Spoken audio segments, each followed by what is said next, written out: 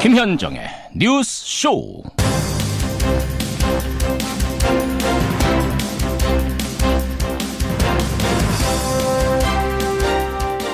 애청자 여러분 안녕하십니까?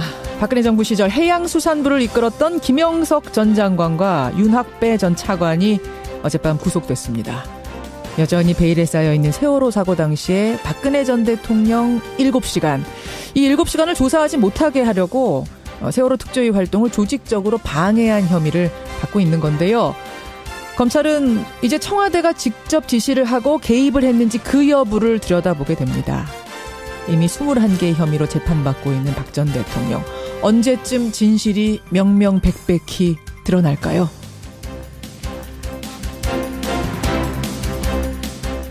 명명백백, 여기도 필요합니다. 미투, 나도 성폭력의 피해자다. 이 여성들의 미투 선언이 본물을 이루고 있습니다. 저희 뉴스쇼도요, 이 미투 운동에 힘을 싣기 위해서 지금 기획 시리즈를 준비하고 있는데요. 오늘 첫 순서로 여성 정치인 가운데 최초로 미투 선언에 나선 분이죠. 민주당 이재정 의원 연결을 해보죠. 김현정의 뉴스쇼 출발합니다.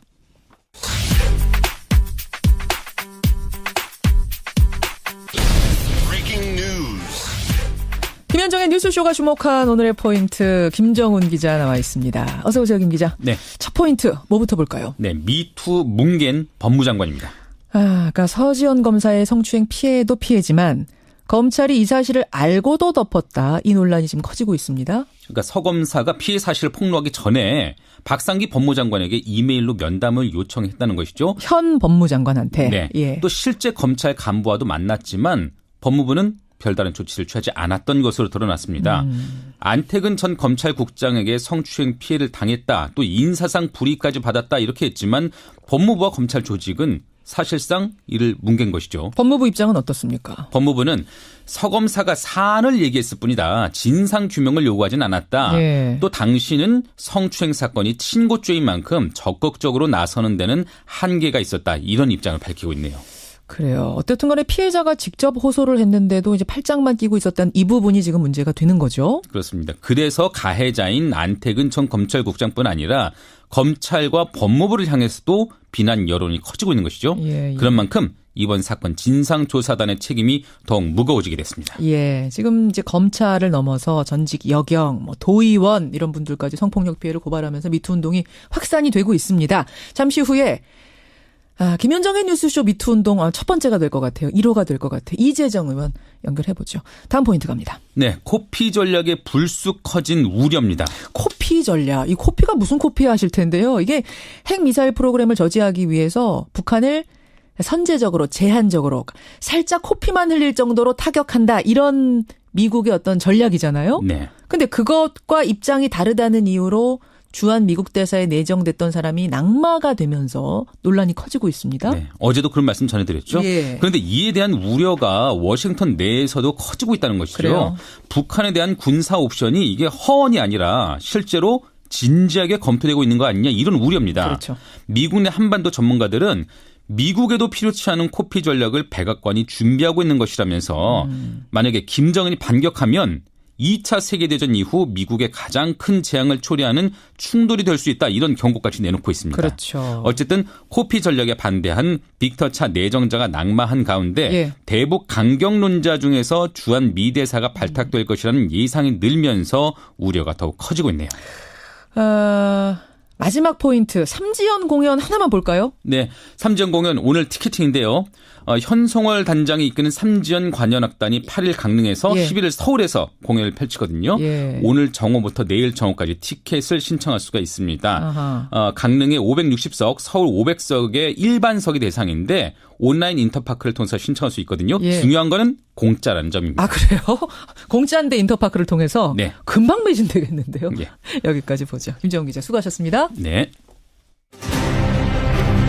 서지현 검사의 과거 성추행 피해 폭로가 정치권을 강타하고 있습니다. 서 검사의 고백은 수많은 여성들에게 위로와 격려, 용기를 가져왔다. 서지현 검사의 성추행 피해 사실 고백 이후 한국판 미투 운동이 빠르게 확산되고 있습니다. 서지현 검사 옆에 서려고 몇 번을 썼다 지우고 여전히 망설이고 있다.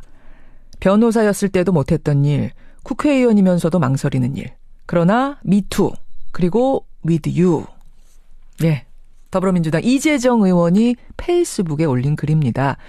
서지현 검사의 성추행 피해 고백 이후에 여기저기서 본물 터지듯이 나도 당했다, 나도 피해자다 이런 미투 목소리가 터져나오고 있죠.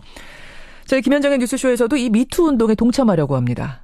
한 사람의 용기로 시작된 이 캠페인이 그저 반짝하고 끝나는 그런 일회성 이벤트 아니고 성폭력 피해자가 더 이상 숨지 않고 당당하게 살아가는 그런 사회를 만드는 계기가 되기를 바라면서요. 저희가 미투 운동을 이어갈 텐데요. 오늘 그 첫 시간입니다. 첫 단추 끼워주실 분은 공인으로서는 가장 먼저 이 미투 지지 선언을 하신 분이 되겠습니다. 서지현 검사의 인터뷰 이후로 말이죠. 더불어민주당 이재정 의원 연결을 해보죠. 이 의원님 안녕하세요. 네, 안녕하세요. 이재정입니다. 바쁘시죠? 연락 너무 많이 받으시죠? 예, 약간은 당황을 했었거든요. 당황을? 취재 요청이 오는 과정에서. 예. 결심을 하고 한 일임에도 불구하고 조금 당황스럽고 불편했던 일이 있었어요. 그 점을 먼저 지적해드리고 싶어요. 예. 물론 이제 동참하기 위해서 한 일이고 이 글이 모든 구체적인 사실을 다 담진 않았지만 예. 저는 결단한 거고 분명히 내용을 밝힌 것인데 저한테는 굉장히 상처가 됐던 말들이 있어요. 언제 어떤 방식으로 당했느냐. 그렇죠. 의원님도 당했느냐. 표현 자체들이 대답을 선택하기 어려웠던 그런 불편했던 시간들이 좀 있었어요. 말하자면 당하셨어요? 네, 센 겁니까? 그렇죠. 약한 겁니까? 맞습니다. 어마어마한 겁니까? 일상적인 겁니까? 그래서 이분들이 뭘 원하시나. 그 서지현 검사도 이야기했다시피 그날의 그 사건 당시에 그런 사실관계보다는 이후에 왜 이렇게 긴 시간 동안 말할 수 없었고 이제 와서 용기를 냈는지 그 부분에 대해서 관심을 가져주시는 게 맞는데 정말 미투가 그 취지대로 온전히 우리 사회에서 이어질 수 있도록 하기 위해서는 우리 모두의 관심이 이례적인 호기심에 머물지 않아야 된다는 점을 다시 한번 부탁드리고 싶습니다. 맞습니다. 페이스북에 이 글을 올릴까 말까 한참 고민하고 쓰셨다고 말씀하셨는데 제가 이해가 되는 게 페이북 올리신 시간 보니까 새벽 2시 37분이에요. 예. 상당한 고민이 묻어있구나라는 생각을 저도 이 시간 보면서 했는데 왜 망설이고 왜 고민을 하셨는가 이 대답이 아마 서지현 검사가 8년 고민한 것 그 대답과 같은 대답일 것 같은데 어떠셨어요? 예, 비슷한 상황에서 충분히 공감이 되는 부분들이 있는데요. 무엇보다 저는 이제 변호사였을 때도 이 사실을 공론화하는 것을 못했었고 특히 국회의원이 된 지금은 이 일 하나로만 몰아질 것 같은 두려움. 어떤 딱지가 또 붙어서 또 2차 피해를 당할 수 있는 그렇죠. 이런 두려움이 사실은 모든 여성들한테 다 있거든요. 맞습니다. 그리고 무엇보다 제 전문성에 대한 관리라는 게 검사님도 마찬가지일 거고 저 역시도 있는데 또 직업적인 고민도 있을 수 있는 거죠. 그래서 많은 주변 분들이 말리시기도 했어요. 이제 됐다. 그 정도 됐다. 혹시나 더 구체적인 얘기를 하거나 공론화하는 것은 조금 자제하는 게 어떻겠냐 하는 조언도 들었습니다. 주변에서 페이스북에 올리는 거 거기까지만 하고 인터뷰하지 말라는 이런 조언들. 또는 더 구체적인 사실을 밝힌다든지 화제가 더 확산되는 것까지는 좀 그렇지 않냐라는 어떻게 보면은 저를 개인적으로 아끼시는 분은 입장에서는 하실 수 있는 조언이지만 그건 역시도 저한테는 또 다른 어떤 상처가 되기도 하더라고요. 고민이 없었던 건 아니지만 그 고민이 서지현 검사도 왜 없었겠어요. 그렇죠. 다 같이 겪고 있는 고민일 것 같아요. 바로 그 지점입니다. 이것을 전적으로 지지해주지 않는 사회 분위기 이런 것 때문에 많은 여성들이 소가리만 하고 있는 이게 지금까지 현실 아니었습니까? 네, 그렇죠. 맞습니다.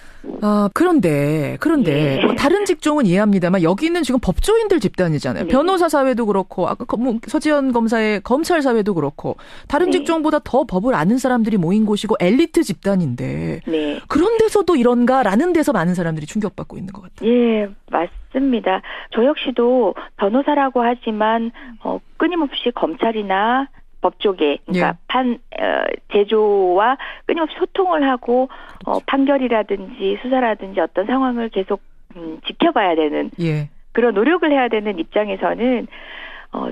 튀어서 이런 사안을 문제제기함으로 튀어서 제 의뢰인에게 도움될 것이 없고 또 제가 겪었던 그 당시로서는 저는 취업을 준비하고 있었기 때문에 검사장 출신의 로펌 대표와 제가 갈등을 빚어서 향후 취업 시장에서 제가 어떤 이득을 볼까 그렇게 많은 사회적 관계를 맺고 있는 그분에 비해서는 이제 사회 초년병인 제가 법조계에서 어떻게 버틸까 하는 것도 여러분은 왜 용기를 못 낸다고 생각하실지 모르겠지만 혹자는 그렇게 생각하셨을지 모르겠지만 저로서는 감행할 수 없는 일이었습니다.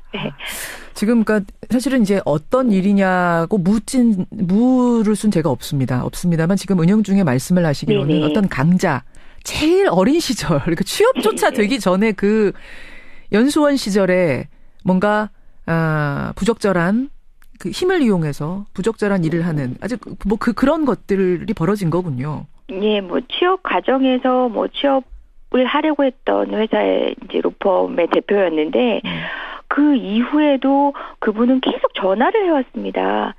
제가 그 불편한 상황을 피하고 화가 나 있다는 걸 아는 상태에서도 계속 전화를 해와서 저는 그때 보고 참으로 놀랐던 건요. 본인이 잘못을 했구나. 진짜 말로 아 뜨거 하고 숨어도 부족할 사람들이 자신감을 가지고 계속 피해자인 저에게 전화를 해대는 등의 2차적, 3차적 그 위협을 해오는 상황 전화를 아닙니까? 왜 해요? 사과하려고 아니면 왜 전화를 계속합니까? 친근감의 표시를 계속 지속합니다. 제가 했던 그분에 대한 거부 의사가 그것이 거부 의사라고 받아들이지 않는 보통 남성 가해자들이 느끼는 그런 감정이었는지 모르겠지만 저는 뭐라고 확신하냐면요. 그분은 제가 처음도 아니고 제가 마지막도 아니었을 거다. 그리고 피해 여성들은 명백하게 명시적으로 거부 의사를 표시하고 정말 그 상황을 회피했음에도 불구하고 그 상황에 대해서 공론화하거나 문제제기하지 않을 것이다. 못할 것이다라는 확신이 있었다고 저는 생각합니다. 얘가 하겠어? 뭐 자기 신분이 저런데 나한테 감히 할 수 있을까? 못할 거라는 확신이 드니까 자꾸 전화하면서 오히려 친근감을 표현하면서 뭐 이렇게 가는 거예요. 관리하면서 가는 거예요. 상황을. 그 자신감이 사실 저를 더 위축되게 했다는 생각입니다. 사회 모든 현상에서 저 같은 일을 겪는 여성들은 많구나. 하지만 저분이 저렇게 자신감 있게 그 이후에도 2차 가해, 3차 가해나 다름없는 일을 버젓이 하는 것은 모든 여성들은 그냥 또 인내하고 공론화시키는 것은 포기했구나. 그럴 수밖에 없겠다라는 것을 시간이 지나면서 저도 더 느끼게 되는 과정이었죠. 다른 이들의 문제에 대해서는 누구 못지않게 용감하게 나섰다라고 생각하는 이재정 변호사였지만 제 문제에서만큼 저의 피해자성을 드러내고 이 문제를 부딪혀 싸우기에는 제가 겪어야 될, 개인이 겪어야 될 여러 가지 불이익들은 저는 너무 생생하게 상상이 돼서 사실 감행하지 못했습니다.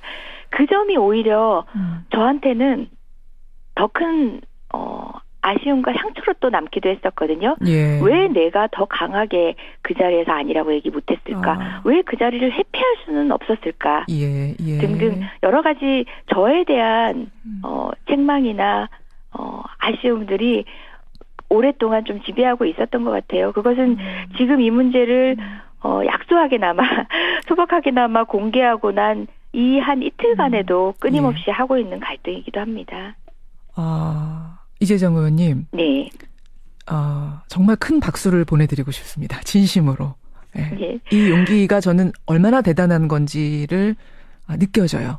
얼마나 대단한 건지 알기 때문에 큰 박수를 보내드리고 싶고 그 고통이라는 것은 아마 여성들은 알 것 같아요. 그러니까 내가 왜 그 자리에서 노라고 말하지 못했지라고 나를 자책하게 되는 이 상황들. 그래요. 그래서 이제 이재정 힘들지만 나 이재정은 먼저 선언합니다. 여러분들 힘내십시오. 이제 이런 의미로 올리신 거죠. 이런 의미로 지금 인터뷰하고 계시는 거고요. 맞습니다. 서지영 검사의 그 오랜 시간이 지났지만 하나도 건조해지지 않고 가슴을 정말 핥히고 나온 그 젖은 목소리가 저도 용기를 내야겠다라는 생각을 하게 만들었고요. 그게 정말 많은 고심을 했구나라고 추정하게 만드는 그 시간에 그 글을 올리게 된 이유입니다. 그렇군요. 이재정 의원. 이 말씀은 꼭 드리고 싶어요. 제가 어제 분노했던 또 다른 상황 중에 하나인데 야당 여성 국회의원님이 예. 여러분들이 함께 TV를 보면서 서지영 검사와 관련된 기사를 보다가 이런 말씀을 하셨어요. 어떤? 8년이나 지났는데 예.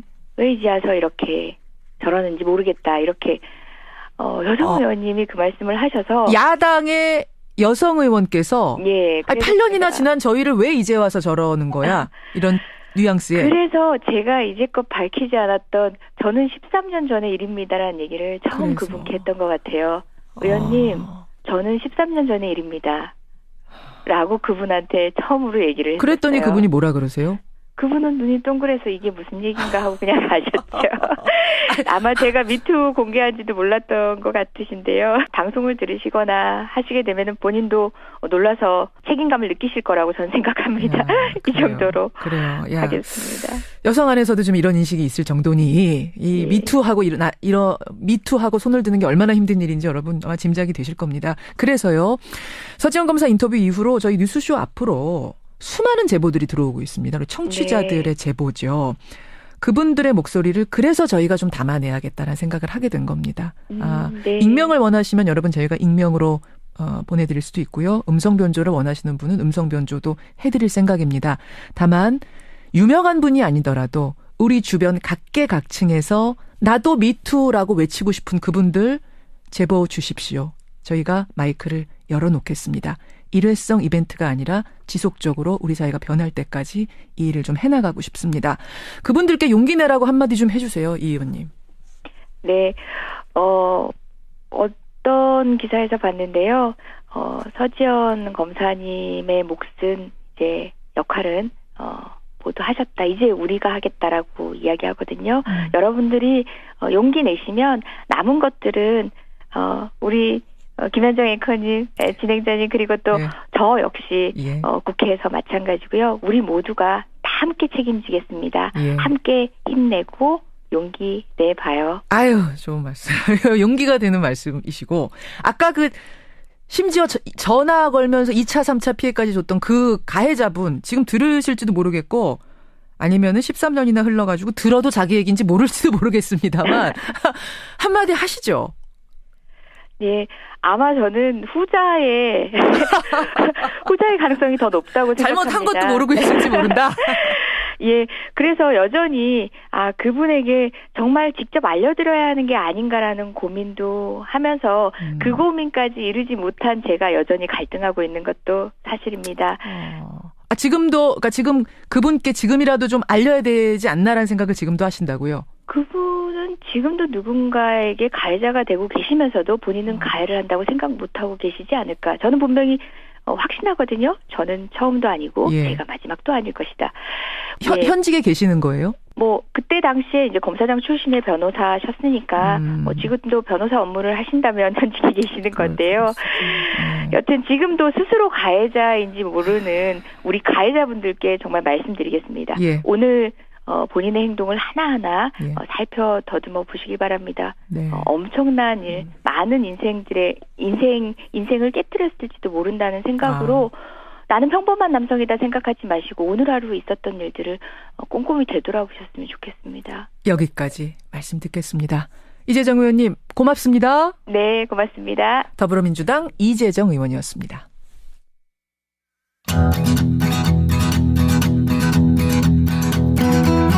김현정의 뉴스쇼는 청취자 여러분의 참여로 이루어집니다. 트위터, 페이스북, 레인보우 게시판, 그리고 단문 50원, 장문 100원의 유료 문자 샵 1212, 우물정 1212 통해 참여하실 수 있습니다.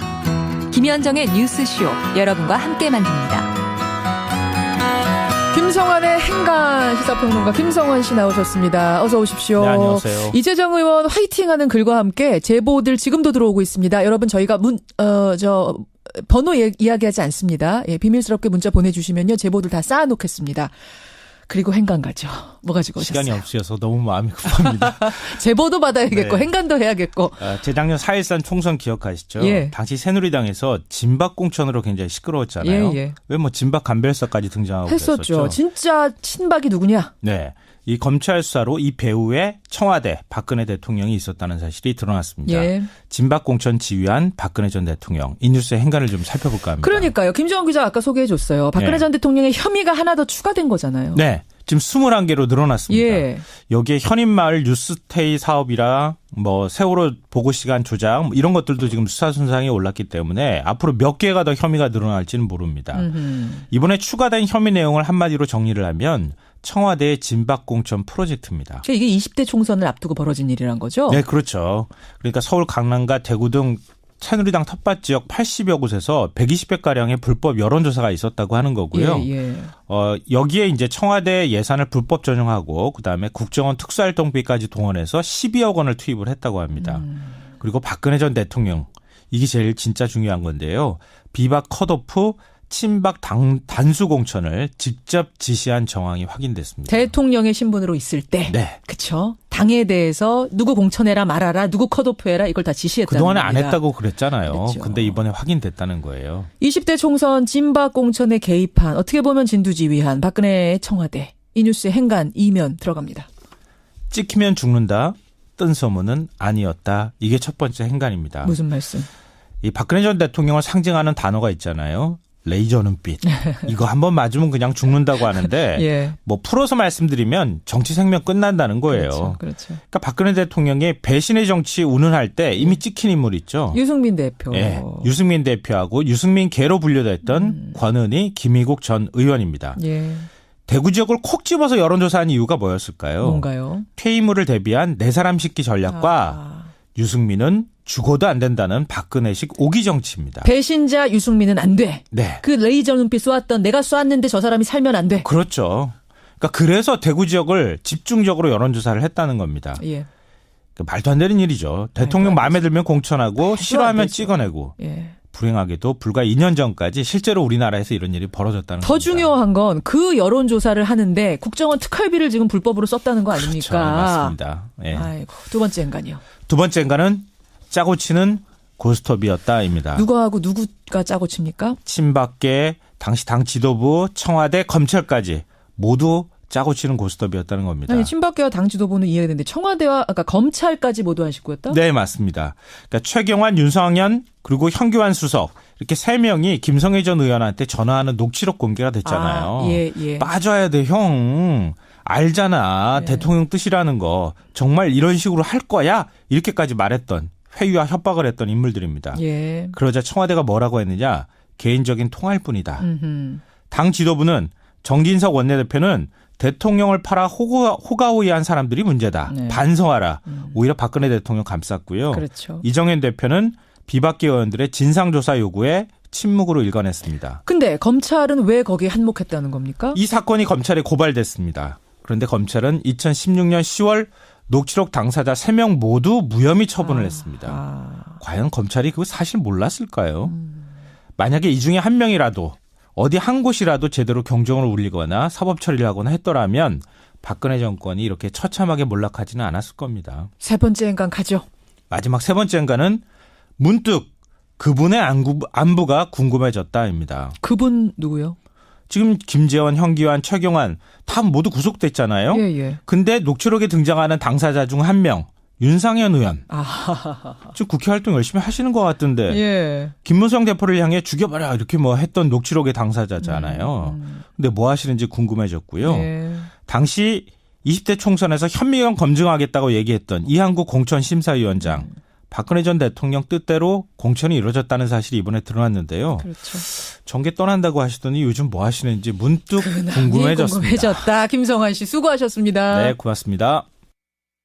예, 많은 분들이 지금 문자 주십니다. 여성들, 남성들 다양한 문자가 들어오는데요. 1부는 여기서 줄이고요. 오늘 2부에서는 박수현 대변인 만나보죠.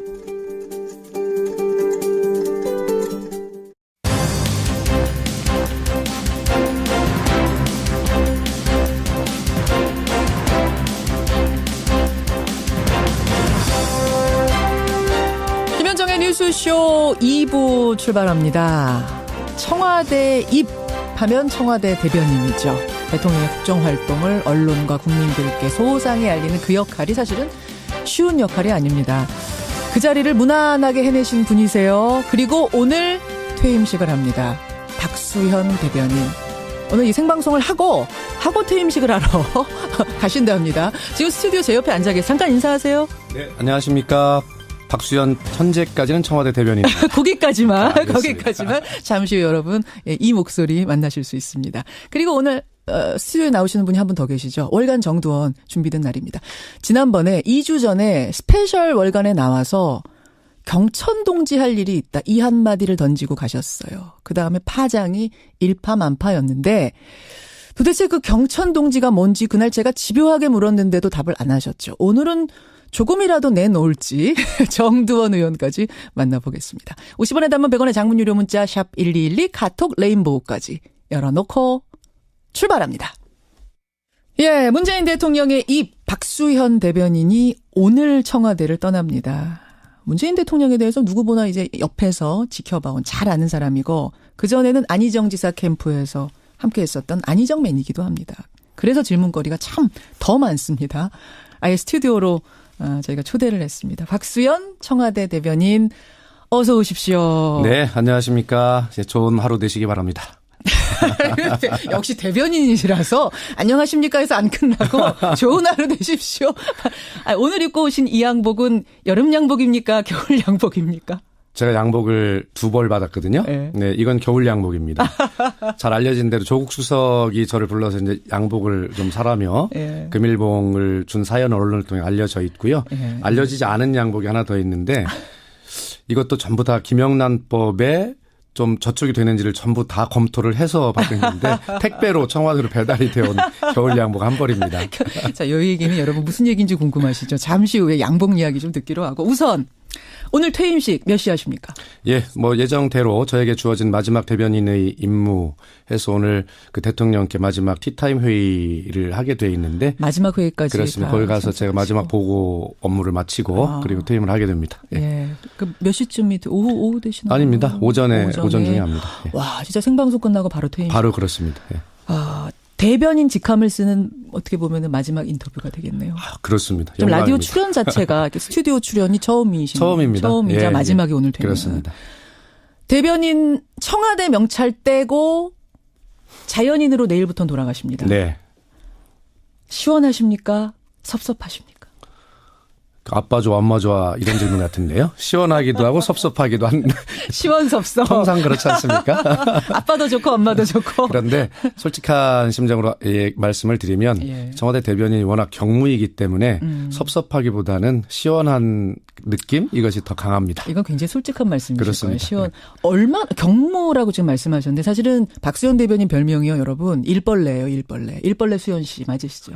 뭐 그렇게들 저를 붙여주시는데 우리 그 국민들 그리고 또 우리 김현정 뉴스쇼 청취자들께서는 문재인 대통령이 일을 그렇게 많이 시키냐 이렇게 하실 수 있는데 그게 아니라 대변인은 기자들을 상대로 일을 하기 때문에 기자님들이 그렇게 저를 많이 일을 시켰습니다. 전화가 하루에 몇 통이 나와요, 대변인? 통상적으로 아침 새벽 5시 반부터 제가 회의에 들어가는 7시 반까지 2시간 동안 대변인이 거의 모든 언론사의 모든 기자님들로부터 전화를 받게 되는데 평균 보니까 한 50통 정도를 아침에 그 시간에 일단 받아야 됩니다. 아침 딱 그 2시간에 그렇습니다. 50통이 와요? 네네. 다 보고 해야 되는 거예요? 그렇습니다.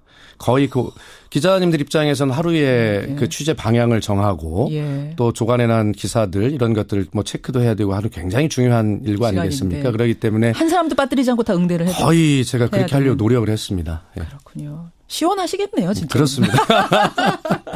일벌레 수현 씨. 그러면 하루에 몇 시간이나 근무하시는 거예요?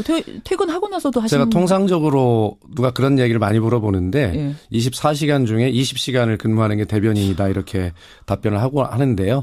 뭐 설사 뭐 숙소 집에 들어가 있어도 기자님들 전화는 항상 오기 때문에 그렇죠. 그 정도 일은 한 것 같습니다. 그렇죠. 그렇죠. 박수현 대변인. 청와대 막상 떠나면 누가 제일 보고 싶을 것 같으세요? 제일 보고 싶은 사람 2사람이 있겠죠. 우선 누굽니까? 첫 번째는 물론 대통령님이 그리울 것 같습니다. 그리고 또 한 분은 당연히 기자님들이십니다. 여기서 또 왜 기자들 때문에 고생하셨다면서? 그러니까 그러면서 이제 늘 기자님들과 또 정도 들고 내일부터 아마 아침에 전화 소리가 환청으로 들릴 것 같은 이런 느낌이.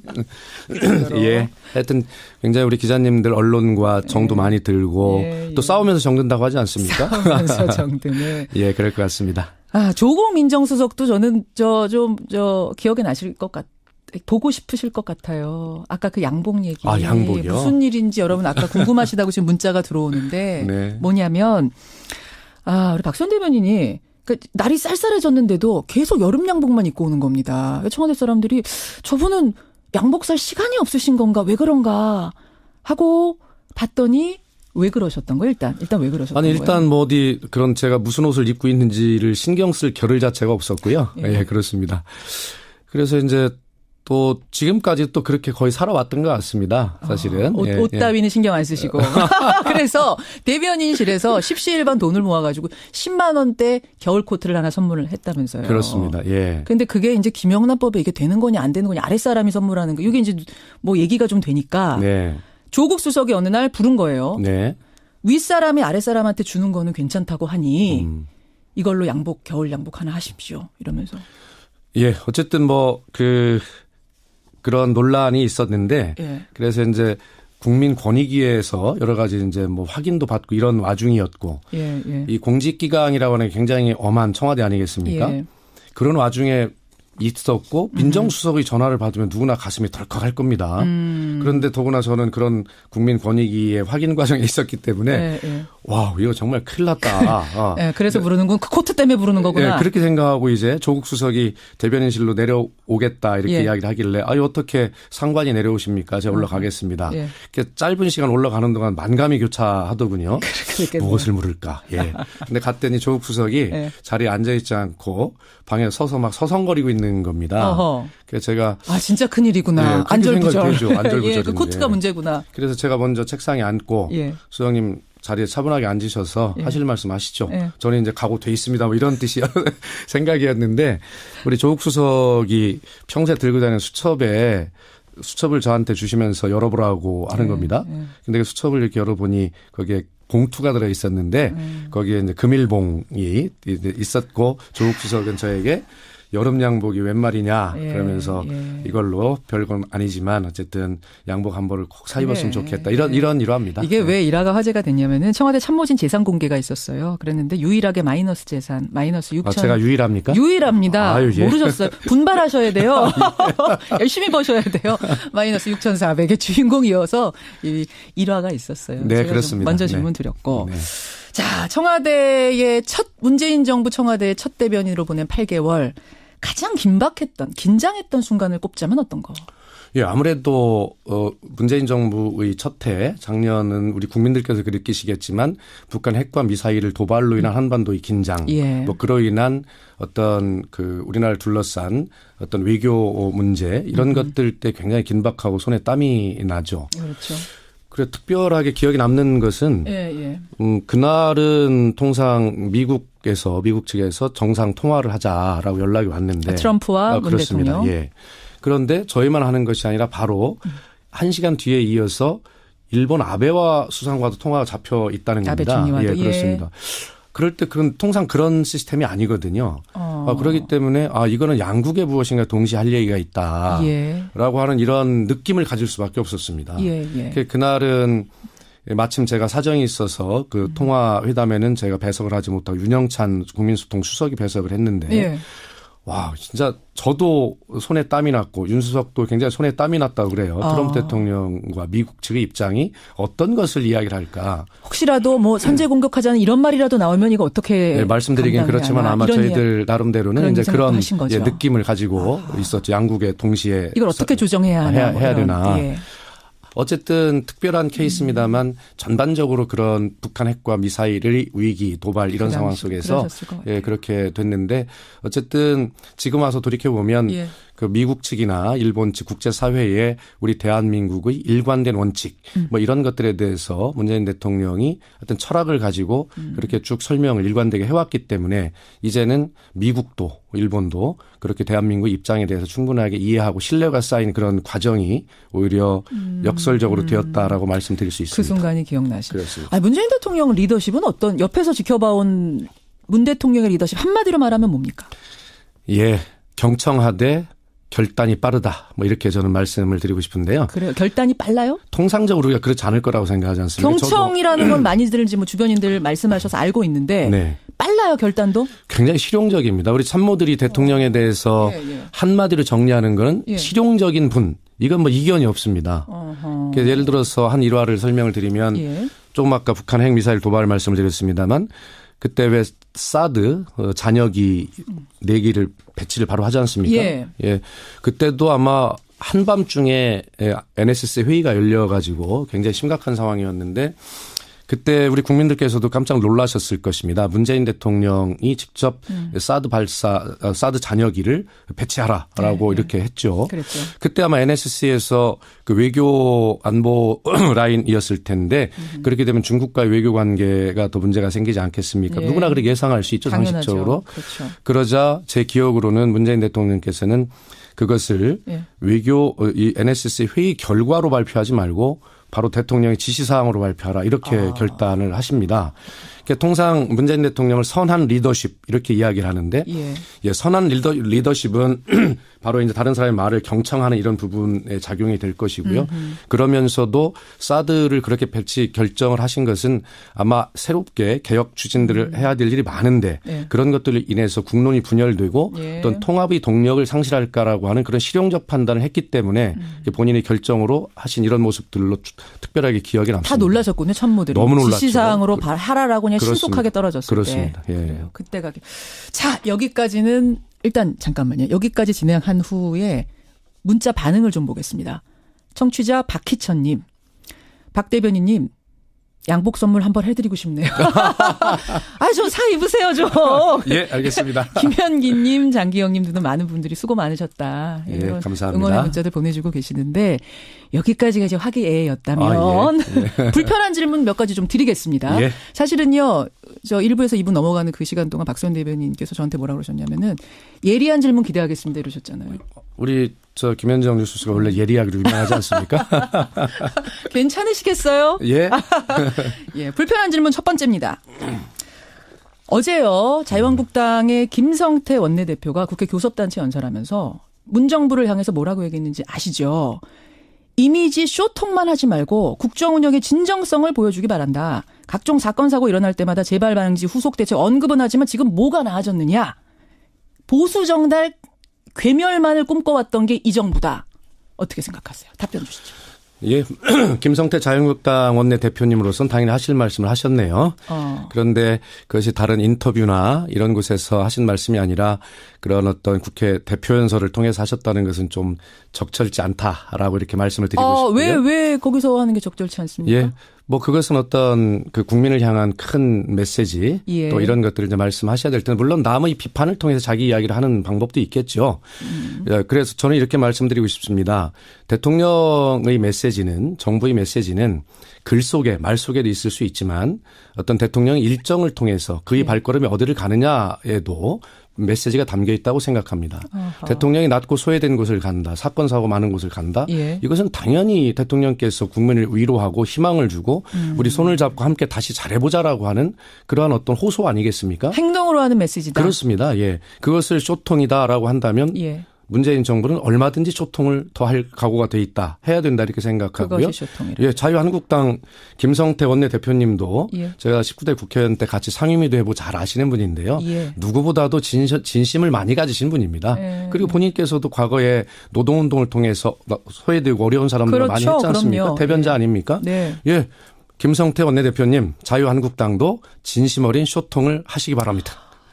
자유한국당도 그게 우리가 하는 게 그 쇼통이라면 그거 쇼통 좀 하십시오. 그렇습니다. 예. 야, 김성태 의원이 뭐라고 답할지 굉장히 궁금해지는데. 기대됩니다. 첫 번째 잘 빠져나가셨어요. 그러면 두 번째 불편한 질문 가겠습니다. 문재인 대통령 지지율이 최근에 50%대까지 떨어졌던 적이 있습니다. 그렇습니다. 지난해 70%, 80% 하던 것에서 50% 뭐 후반대긴 하지만 거길 쳤다는 건 어쨌든 이거는 충격받을 만한 일이었을 것 같은데 일단 그때 분위기는 어땠어요, 청와대?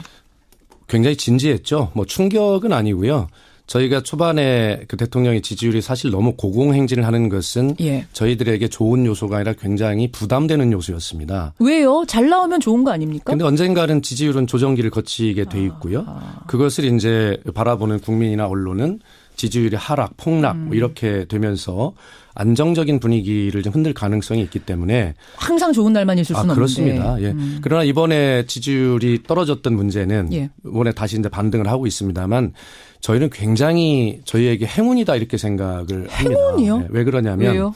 지지율의 하락이 어떤 이념적 갈등이나 이런 것들이 아니라 저희가 분석하기는 예를 들어 20, 30대의 어떤 가상화폐의 문제, 그다음에 평창올림픽을 통한 단일팀 문제 구성 문제, 뭐 이런 것들이 정책적 요소, 민생적 요소 뭐 이런 것인데요. 여기 이 과정에서 저희는 소위 20, 30대 또 세대별, 계층별 이런 어떤 정확한 정책이 얼마나 그렇게 세밀하게 설계가 돼야 되는지를 정말 반성하게 되는 그런 계기가 됐습니다. 저는 당연히 단일팀만 해도요. 평화올림픽이라고 하는 이 거대한 목표 속에 조금 우리가 손해보는 뭐가 있더라도 우리 국민은 위대한 국민은 그런 것들 충분히 수용하고 이해하실 것이다라고 그런 생각을 했던 것이죠. 지레짐작하셨던 그렇습니다. 그러니까 단일팀에 대해서 우리 예전에 리분이 현정화 단일팀 다 좋아했잖아. 여기에 대해서 반대 목소리가 나올 거라는 것까지는 예상을 못하셨다. 예, 그래서 이것이 우리가 새롭게 한 새로운 사회의 현상으로 우리가 받아들이고요.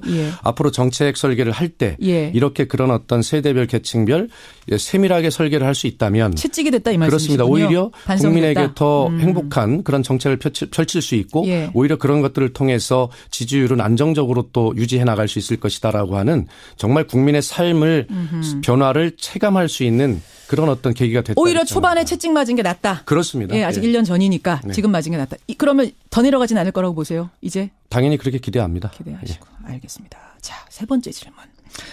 주로 이것도 뭐 야당에서 하는 질문이긴 합니다만 문재인 정부가 너무 적폐청산에 매달리는 거 아니냐. 왜 이렇게 뭐 이명박 대통령, 박근혜 전 대통령한테만 매달리느냐. 이건 어때요? 예, 그런 지적을 하시는 분들이 많던데요. 우리나라 역사뿐만 아니라 세계의 모든 역사를 살펴보아도요. 청산하지 못한 과거가 미래 세대, 후배 세대들에게 후세에게 어떤 영향을 미치는지는 증명하고 있습니다. 자, 적폐청산, 정치 보복이 아닙니다. 이것은 적폐청산은 과거가 아니라 미래입니다. 그렇기 때문에. 미래다? 그렇습니다. 예. 미래를 위한 주춧돌 아니겠습니까? 예를 들어서 어떤 잘못된 부분을 덮고 가자. 덮고 간다고 해서 덮고 해결되는 것이 아닙니다. 그래서 해결하고 가야 새로운 구조를 만들어낼 수 있고 지속 가능한 발전을 기약할 수 있지 않겠습니까? 밑장이 튼튼해야 그렇습니다. 위로 계속 쌓아갈 수 있다. 이 점에 하나 또 말씀드리고 싶은 것은 문재인 정부가 적폐청산만 했습니까? 그렇지 않습니다. 2017년 하반기에 무너진 민주주의 새로운 나라를 일으켜 세우는 외형을 세우는 작업도 했다면 우리 경제 정책을 새롭게 바꾸는 소득 주도형 성장 그리고 국민의 진짜 소득이 높아지는 이러한 정책으로 대전환을 하는 정책의 씨앗도 뿌렸죠. 아유, 일 열심히 하시네요. 국정홍보 열심히 하십니다. 감사합니다. 시간이 많지 않은데 일단 불편한 질문 여기까지 일단 하기로 하고 다음 주 월요일에 충남도지사 선언하세요. 출마 선언. 그렇게는 예정하고 있습니다. 이미 다 이제 알려진 이야기니까 그렇습니다. 제가 편하게 합니다만 충남도지사 일단 자신 있으십니까? 하여튼 뭐 최선을 다하겠습니다. 이게 정답이겠습니다만 그래도 우리 프로그램 특성답게 자신 있습니다. 이렇게 답변해 좋을 것 같습니다. 저희가 좀 시원한 프로거든요. 그렇습니다. 답을 쭈삣쭈삣 하시면 안 돼요. 그렇습니다. 자신 있습니다. 안희정 지사는 뭐라고 하십니까? 안희정 지사는 물론 중립을 지키겠다고 얘기하시죠. 그러나 저 역시 제가 안희정 지사의 뭐 친구이고 동료이고 동지이고 최측근이다 이런 용어들로 이제 분류가 되고 지난 경선 때만 해도 안희정 후보의 경선 후보의 대변인 아니었습니까? 그런 제가 이런 여러 가지 행보를 할 때는 안희정 지사와 충분한 교감이 있었을 것으로 생각이 되시지 않습니까? 당연히 그렇죠. 하셨죠. 그렇습니다. 뭐 오랜 동지이기도 하시니까 그렇습니다. 당연히 상의를 하셨을 거 아니에요. 그렇습니다. 그때 뭐라고 조언하시던가. 그러니까 동지로서 뭐라고 조언하시던가. 그래서 어쨌든 뭐 청와대 대변인이라고 하는 직책도 사실은 안희정 지사가 추천을 한 것으로 알려져 있지 않습니까? 그때는 뭐라고 하면서 알려져 있지 않습니까? 는 뭡니까? 뭐라고 하면서 가라고 하시던가요? 어쨌든 도지사에 출마를 하려면 적어도 다른 직책보다는 적어도 청와대에 가서 봉사하는 그런 모습 또 도정은 이미 많은 것들이 이제 경험해 왔으니 중앙에 가서 중앙의 국정이 어떻게 되는지 이런 것도 좀 볼 필요가 있다라고 하는 말씀이 계셨고요. 그래서 가라고 안 가려고 하셨어요? 그러면 청와대 대변인? 저는 뭐 그렇게 크게 기대나 상상을 하고 있지 않았습니다. 근데 왜 안희정 지사가 오히려 제안 들어왔을 때 추천? 안희정 지사와 함께 예, 도에서 어떤 일할 수 있는 뭐 그런 계획을 세우고 있었는데 오히려 그것보다는 가시라. 이것이 더 도움이 되겠다라고 하는 그런 판단들을 했고 그런 교감을 했습니다. 예. 그렇군요. 그래서 대변인 갖고 경험 쌓고 중앙에서 이제는 도전을 하게 되는 지금도 이제 열심히 해라. 뭐 네, 그러나 지금은 이제 그때와 상황과 달리 저와 경쟁하는 당내 훌륭한 분들도 이제 계실 것이기 때문에 안희정 지사로서는 이제 그때와 입장이 좀 다를 것이고요.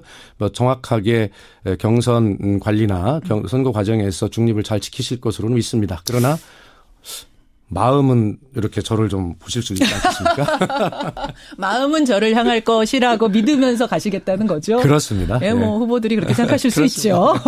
자유한국당에서는요. 이완구 전 총리 이분 당연히 충청의 맹주였던 분입니다. 뭐 성완종 리스트 겪으면서 우여곡절이 있었습니다만 이분이 출마 가능성 제기되고 있습니다.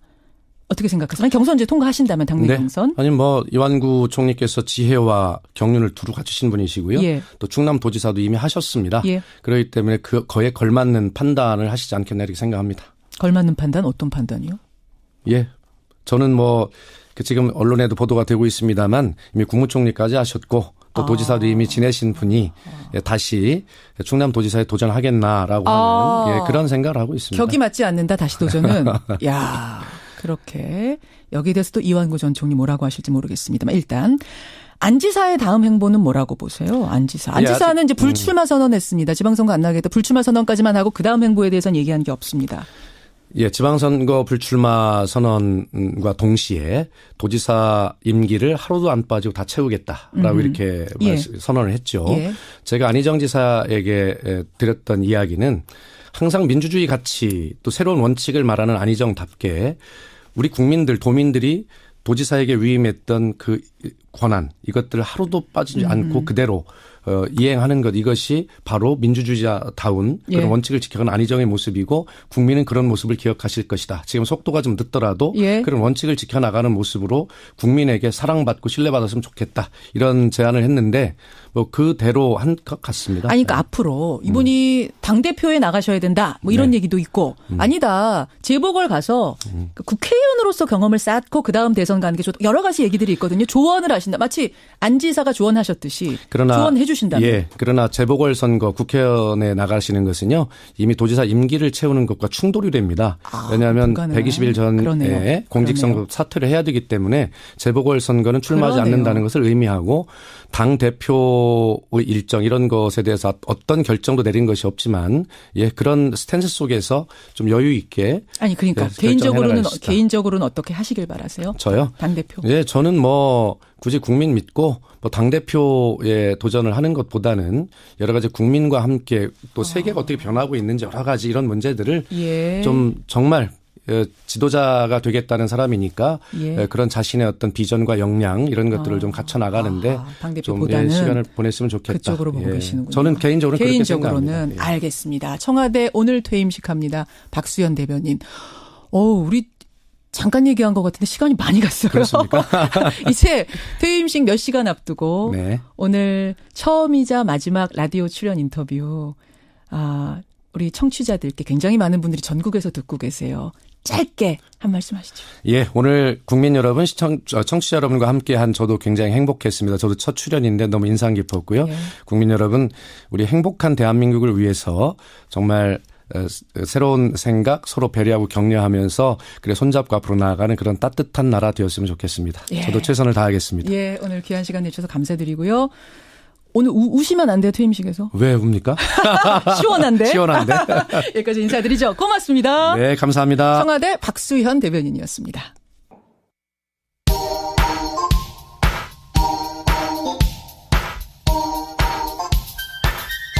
김현정의 뉴스쇼 CBS 라디오와 함께하고 계십니다. 저는 퇴근길 시사자키 정관용입니다. 청취자 문자 여러 가지가 많이 들어오는데 제가 다 지금 정리를 못할 정도로 많이 들어오네요. 양복 얘기들 아직도 하세요? 양복 얘기 아직도 하고 계시고 고생 많이 하셨다는 뭐 응원 문자도 들어오고요. 여러분의 의견들 잘 받고 제가 지금 주목하고 있는 부분은 미투 운동이에요. 미투 운동. 많은 분들이 아까 이재정 의원과의 인터뷰를 들으시고 비슷한 경험들을 했다라고 지금도 보내주고 계십니다. 여러분 24시간 열려 있습니다. 저희 뉴스쇼 페이스북 혹은 트위터를 이용하셔도 좋고요. 쪽지 보내기를 하시면 익명이 보장이 되고요. 문자 메시지 보내시면 저희가 공개가 안 됩니다. 예, 저희에게 보내실 수 있으니까 카톡으로 보내주시면 더 좋고요. 예, 비밀을 보장합니다. 여러분 보내주시기 바랍니다. 여러분의 의견 고맙습니다. 예. 그리고 바로 이어갈까요? 월간 정두원 전 의원 오셨어요. 어서 오십시오. 네, 안녕하세요. 예, 정두원. 지난 한 2주 동안 고생 많으셨다면서요. 뭐 고생은요? 메뚜기도 한철이죠. 경천 동지 때문에. 글쎄, 별것도 아닌데. 사실은요. 그러니까 네. 뉴스쇼 월간 뉴스쇼 정두원에 나와서 경천 동지를 이야기하셨을 때 네. 제가 이거 큰 거 말씀하신 건데 괜찮으시겠습니까? 그랬잖아요. 그러니까 김현정 씨는 묘한 기술을 가지고 있어요. 무슨 기술이요? 그러니까 어떨 게래 그냥 뭐 얘기를 잘 뽑아내요. 그러니까 이제 마치 사석에서 얘기하는 것 같은 기분을 들게 만들거든요. 그러니까 그냥 자연스럽게 털어놔요. 그럼요. 제가 지금 얼마를 했는데 10년을 특히 했는데. 이제 그런 기술이 탁월한 것 같아요. 그러니까 이제 시청자들이 좋아하죠. 이야기가 희한하게 흘러가네요. 경천 동지 할 일이 MB 대통령 선거 당시에 있었다. 이 말씀을 한 뒤에 네. 정가를 비롯해서 언론계 사회가 다 뒤집어졌습니다. 그때 저한테는 그러셨잖아요. 저는 이거 내용은 말 못합니다. 죽기 전에 병실로 오세요 그러셨잖아요. 네. 근데 일주일 만에 입을 살짝 여셨더라고요. 딴 데서. 손석희 프로에 나가서 그분이 또 집요하게 이렇게 물고 늘어지잖아요. 예, 그래서 깜빡 넘어갈 뻔했어요. 그러면서 무슨 얘기까지 하셨냐면 부정선거일 수도 있다. 가족도 포함될 수 있다. 그러셨어요. 네. 뭡니까? 이 정도쯤 여셨으면은 더 여시죠. 그럴 수는 없고요. 그리고 이 일 때문에 또 악플도 많이 달렸어요. 뭐라고요? 그러니까 이제 그렇게 할 거면 얘기를 안 할 거면 뭘로 얘기를 꺼내냐. 그래가지고 뭐 별 육두문자까지 다. 그런 것까지 받으셨어요? 예, 짤방 같은 거 보면 정말 너무 심하긴 하더라고요. 고생 많이 하셨군요. 그러니까 이 이야기가 그때 좀 참 추잡한 이야기여서 아니 추잡하다기보다도 안고 가겠다 이러셨죠? 추잡하다기보다도 예. 지금 MB께서 이제 수사 이제 대상이잖아요. 그렇죠.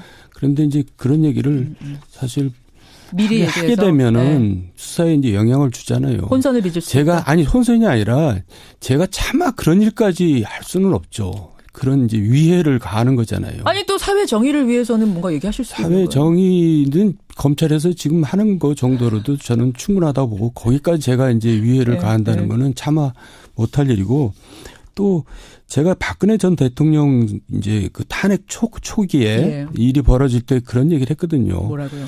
10대 맞고 끝날 걸 100대 맞고 끝나게 대응을 하고 계시다. 여기서 하셨어요. 그 네, 얘기도. 그래요. 그 얘기도.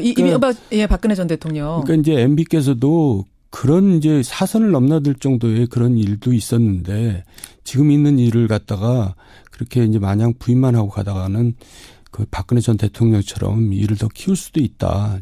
저는 그런 생각을 가지고 얘기를 꺼낸 건데. 잠깐만요. 예. 그러니까 사선을 넘나들 정도의 일입니까? 아니까지 사선을 넘나든다는 표현이 경천 동지 할 일은 비유적인 표현이고 이제 당락이 뒤집힐 수 있는 그런 이제 일들이었는데. 그런 일도 당락이 뒤집힐 수 있을 정도의 그 정도의 중대한 사안이었어요. 그러니까 경천 동지죠. 아니 잠깐만요. 아니, 당락이 뒤집힐 수 있을 정도의 또 저 엮으려고 그러지 마시고요. 아니 당락이 뒤집힐 수 있을 정도 일이라면 그러면 정말로 어마어마한 일인 건데요. 그렇죠. 그러니까 그런 일도 이제 치르셨는데 지금 이제 드러나고 있는 일에 대해서는 국민들도 대강 이제 감이 잡히잖아요. 자 그러면 당락이 뒤집힐 수 있을 정도의 일이라면 뭔가 부정한 일을 해서 부정한 일을 해서 당락을 바꿨단 말입니까? 그러니까 자기적으로? 지금 말씀하셨잖아요. 부정선거일 수도 있고 가족도 포함될 수 있다. 이제. 예. 뭐 그 정도로 그러면 가족이 동원이 돼서 부정선거가 이루어졌단 말씀입니까? 그 정도라고 다음 얘기로 넘어가죠. 지금 할 얘기가 되게 많은 것 같던데요. 예, 여기까지만 해도 또 오늘 큰 이야기를 하신 것 같네요. 예, 알겠습니다. 자, 그래서 중요한 건 핵심은 뒷말이었어요. 그러니까 10대 맞을 10대 맞고 끝낼 걸 100대 맞지 말고 털어놓을 것을 털어놓고 MB 인정해라. 이 말씀을 지금 하고 싶은 거예요. 왜냐하면 그 검찰에서 이제 김희중 전 비서관도 그렇게 얘기했잖아요. 많이 준비가 돼 있더라. 검찰에서 이제 많은 준비를 하느라고 지금 시간도 보냈고 언론 보도상으로도 그렇게 돼 있잖아요. 그렇죠. 그러면 이제 새겨 들었으면 좋겠습니다. 이명박 전 대통령. 그 청와대가 평창 동계올림픽 개폐막 시 초청장을 전달했는데 여기는 참석할까요? 참석하죠. 한다고 하셨고. 여기 참석하면 좀 뭐 민망한 상황들 같은 게 벌어질 아니 근데 나는 그런 게 이상해요. 왜요? 참석 안 하는 게 더 이상하고 초청장 안 보내는 게 더 이상한 거죠. 안 보낸다면? 네, 왜냐하면 MB는 지금 아직은 피의자가 아니거든요. 아니죠. 그러네요. 예, 그런데 그걸 안 보낸다는 게 이상한 거고. 그리고 또 피의자이더라도 우리나라는 너무나 무죄 추정의 원칙을 무시해요. 그러니까 그러네요. 그렇죠. 그래서 당연히 보내는 거였고 당연히 가는 거다. 그러니까 당연히 보내는 것까지는 이해가 되는데 껄끄러우면 안 갈 수도 있는 건데 지금 가겠다고 하는 건 가는 게 더 득이 된다고 판단한 걸까요? 득실보다도 그게 원칙이고 자연스럽기 때문에 그렇게 하는 거죠. 원칙이기 때문에. 근데 거기 가면은 지금 좀 껄끄러운 문재인 대통령과 만나서 뭔가 이야기를 해야 되는데. 이야기야 뭐 당연히 덕담만 나누겠죠. 연기들 하시겠죠. 원래 정치인들은 연기 잘하거든요. 잘합니까?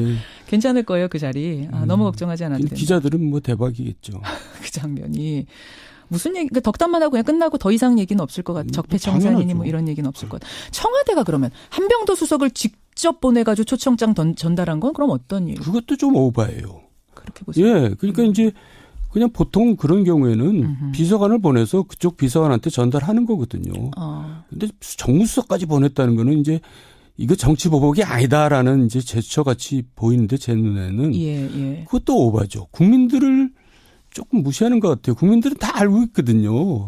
이런 상황에 대해서. 알고 있죠. 근데 뭐 그걸 정치 보복이 아니라는 그 뭐 제스처를 취한다는 것도 속이 좀 보이는 거 아니겠어요? 근데 또 좋게 생각하면 최고의 예우를 해준다. 서운해하시지 말라고. 한쪽에서는 이제 때려잡으려고 뭔가 뒤지면서. 또 왜 그러세요? 한쪽에서는 이제 예우를 갖춘다는 게 그게 이제 오바라는 거죠. 그렇게 생각하세요. 알겠어요. 어쨌든 갈 거다. 이명박 대통령은 참석할 거고 덕담 주고받을 것이다. 지금 영포빌딩 압수수색하는 과정에서 청와대 문건들이 대량으로 발견됐답니다. 저도 깜짝 놀랐어요. 놀라셨어요. 예. 뭘까요, 이거? 왜 깜짝 놀랐냐면 제가 영포 빌딩을 많이 다녔지 않았겠어요? 그러셨겠죠. 근데 지하 2층이 있다는 거 처음 알았고. 예. 모르셨어요? 지하 2층? 지하 1층까지만 가봤지 지하 2층이 있다는 것도 몰랐고. 거기에 이제 그런 문서를 또 갖다 놨다는 거는 정말 깜짝 놀랐어요. 그 전에 저는 자꾸 문재인 대통령이랑 노무현 대통령이랑 헷갈리는데 노무현 대통령도 뭐 청와대 기록을 가져갔다 그래서 굉장히 문제 삼았잖아요. 그렇죠. 그러니까 이상한 거죠. 그래 놓고는 왜 가져갔을까요? 그게 뭘까요? 그게 이제 굉장히 위험한 문건들이기 때문에 가져가지 않았겠어요. 다른 데로 보낼 수 없는 위험한 문건들. 뭔가 비밀이 적혀 있고 은밀한 것이고 불법일 가능성이 있단 말씀이세요. 그렇죠. 제2의 타블릿 PC가 될 수도 있다는 얘기까지 그래서 나오는 겁니까? 검찰로서는 얼마나 뭐 만세를 불렀겠어요. 이걸 보고. 근데 열심히 지금 찾고 있는데 모르겠어요. 그 내용은 제가 모르니까. 추정하기로는 뭐였길래 여기다가 숨겼을까? 지하 2층 나도 모르는 곳에. 그러니까 MB 측에서는 그게 이제 가족 관계다 그렇게 이제 해명 아닌 해명을 하는데. 가족 관계다? 그러니까 친인척 동향 뭐 이런 거. 그거 파악해놓은 그러니까 이제 그 뜻은 뭐 이렇게 사적인 거다 이런 얘기인데. 청와대 가족 동향은 공적인 일이거든요. 그렇죠. 우리 물론이죠. 개인하고 다르잖아요. 당연하죠. 그러니까 그것도 정부 기록 중요한 기록이죠. 민정수석실에서 그러면은 보고해 놓은 그 문건들 청와대 도장 다 찍힌 문건들이라는 거잖아요. 근데 그걸 빼돌렸다는 거잖아요. 지금. 문제가 좀 있다. 그 자체도 문제죠. 내용보다도. 자, 그래요. 이명박 전 대통령 평창올림픽까지는 뭐 그렇게 참석하고 하겠습니다만은 결국은 포토라인에 설 수밖에 없다. 뭐 지금은 상황이 그렇게 되지 않았겠어요? 그렇게 돌아간다고 보죠. 포토라인에 서는 것과 정말로 구속이 되는 건 다른데 또 정말로 처벌받는 건 다른데 그 정도까지도 갈 거라고 보십니까? 이 기회에 말씀드리고 싶은 것은 우리나라는 구속을 너무 남발해요.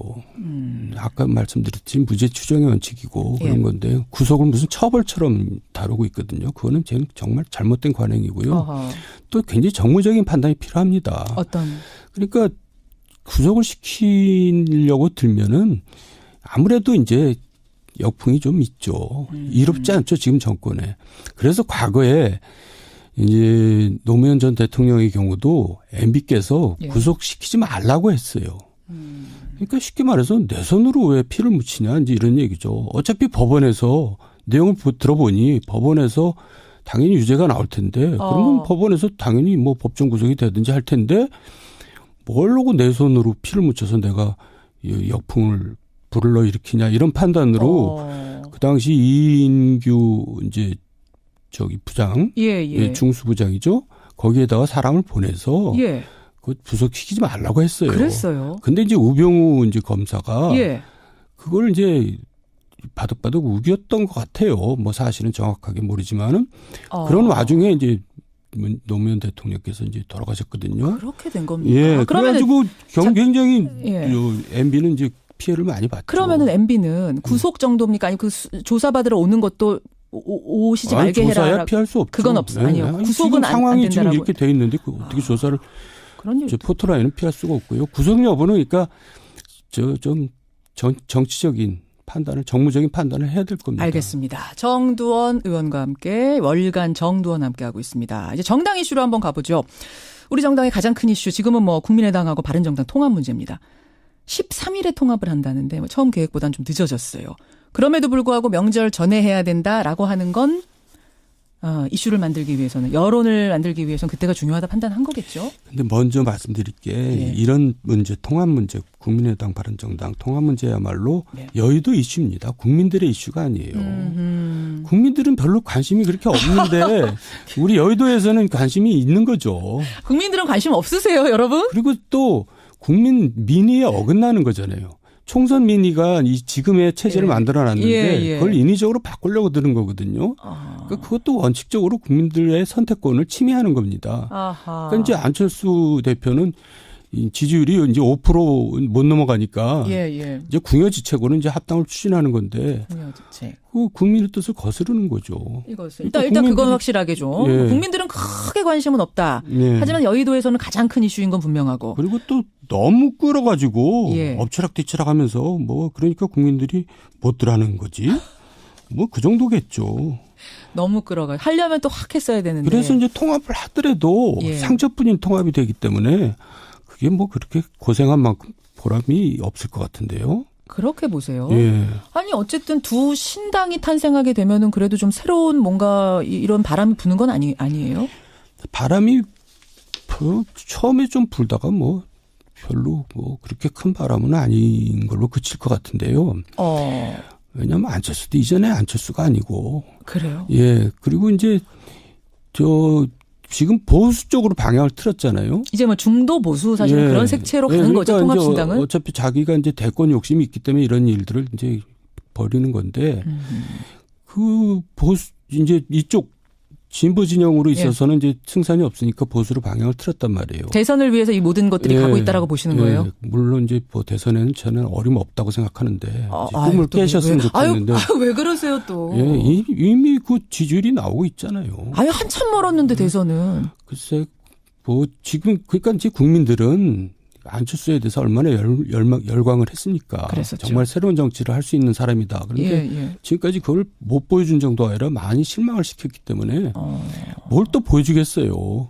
보여줄 거 다 보여줬다고. 다 보여줬죠. 지금 또 국민당에서 벌어진 일도 국민들이 별로 탐탁하게 생각하지 않을걸요. 때문에. 무슨 뭐 꼼수 같고 뭐 그렇잖아요. 알겠습니다. 그래도 우리가 한번 두 당의 미래를 보죠. 먼저 통합신당. 아직 당명은 안 정해졌습니다만 국민의당과 바른정당이 함께할 이 통합신당. 말씀하신 것처럼 중도 보수라는 색채가 강해지는 게 강점이 될 수 있고 또 바른정당 입장에서는 의석수 많이 빠진 상태였는데 원내교섭단체 지위 다시 얻게 되니까 이게 어떤 분위기 전환의 돌파구도 될 것 같은데. 분위기 전환은 되겠죠. 근데 결국은 선거가 제일 중요한 거 아니겠어요? 정당이라는 게. 정당은 그렇죠. 근데 선거에서는 불리하죠. 왜요? 왜냐하면 보수표 나누기니까. 그렇잖아요. 그러니까 지방선거에서는 아마 민주당은 엄청 좋을 겁니다. 왜요? 왜냐하면 보수표를 나눠 가지니까. 자유한국당과. 그래서 이제 결국은 지방선거 앞두고 다시 또 자유한국당하고 또 선거 연대론이 나올 거예요. 또. 그래서 이제 서울시장 이제 얘기 나오잖아요. 안철수 대표가. 서울시장 나간 얘기 그 얘기는 뭐냐면 자유한국당에 서울시장 후보가 없거든요. 없죠. 지금 마땅한 그 연대를 사람이. 이제 염두에 두고 그렇게 얘기를 하는 거죠. 연대 정도입니까? 언젠가는 통합도 할 수 있다고. 함께 할 수도 있다고. 그게 이제 효과를 발휘하면 통합까지 갈 수 있는 거죠. 추동력이 생길 것이다. 자, 그러면 다른 한 당이 더 있습니다. 이 통합에 합류 안 하고 떨어져 나온 민주평화당이죠. 이름이 민평당, 민주평화당. 17명 정도가 될 것 같아요. 왜냐하면 어제 중도파 5명 중에 3명이 아니군요. 2명이군요. 2명이 이쪽으로 가기로 했습니다. 황주홍, 이용호 두 사람. 나머지는 이제 신당으로 통합신당 가기로 했고. 그러면은 17명 중에 3명이 비례의원이에요. 당적으로만 볼 땐 14명 정도가 되는 조그마한 당이 될 텐데 어떻게 보세요? 그러니까 결국 이제 국회에서는 교섭단체가 되느냐 안 되느냐가 굉장히 중요하거든요. 그러니까 교섭단체가 안 되면은 이제 별로 이제 속된 말로 별 볼 일 없는 거죠. 상임위원장도 못 갖고 뭐 그뿐만이 아니라 이제 국회에서 발언권이 이제 훨씬 약해지거든요. 그렇죠. 그러니까 이제 안철수로서는 이제 굉장히 조마조마했을 겁니다. 교섭단체가 될 것인가. 근데 뭐 하여간 그 점에서는 굉장히 맹렬하게 이제 잘한 거죠. 아니 비례의원들 안 보내주는 거야. 3명 정도가 됐는데 이상돈 의원 비롯해서 3명. 끝까지 안 보내줄 거라고 보세요. 안철수 대표가. 교섭단체가 되면 안 되니까. 안 되니까. 거기가 되면 안 되니까. 아하. 유승민 대표는 지금 보내주자. 시원하게. 김연아 제2의 김연아 만들지 말자 하는데. 그럼에도 불구하고. 그렇지만은 안철수 입장이 그렇다면은 그건 안 되는 거죠. 어쩔 수 없는 거군요. 저쪽이 힘을 키우면 안 되는 상황. 좀 정치도 이상 안 맞는 거죠. 정치도 이상. 그렇죠. 그럼 그 민평당 통합 반대파들은 더불어민주당으로 언젠가는 흡수되지 않겠느냐라는 얘기가 나와요. 최근에 추미애 대표가 오늘 또 살짝 띄우고 뭐 이런 일들이 있었거든요. 저도 그렇게 보는데요. 그렇게 보세요. 왜냐하면 이제 여대 야수잖아요. 아니 여대 아니라 여소야대. 여소야대죠. 제가 오늘 왜 이러나? 저 부담스러워요. 월간 정도. 맨날 뭐 방송만 나가면 화제가 된다 그러니까 화제를 꼭 만들어야 될 것 같고 이러니까 부담스러운데. 잘하고 계세요. 그러다 보니까 말이 자꾸 나오는데. 여소야대 잘하셨어요. 여소야대. 그러니까 지금 국회 운영상 민평당을 끌어들일 수밖에 없죠. 없습니까? 추미애 대표가 그 말을 하자마자 당에서는 당원들이 민평당 사람들 들어오면은 나는 탈퇴하겠다. 당원 안 하겠다. 막 이런 얘기가 나올 정도로 반대가 심한데도. 당원들이? 그런데 이제 국정 운영이 지금 사실 문재인 정부가 출범한 지 아직 1년도 안 됐거든요. 그 국정 운영상 굉장히 필요하죠. 어쩔 수 없. 이거 언젠가는 받아들일 수밖에 없는 상황이 될 것이다. 아니, 수가 지금 이렇게 적으면은 뭔가 정책 하나 제대로 하나 할 수 있는 게 없으니까. 없죠. 혼자 힘으로. 그런 현실을 점점 더 체감하면서 결국은 문을 열 것이다. 라고 거기에 한 표 던지시는 거군요. 그렇습니다. 알겠습니다.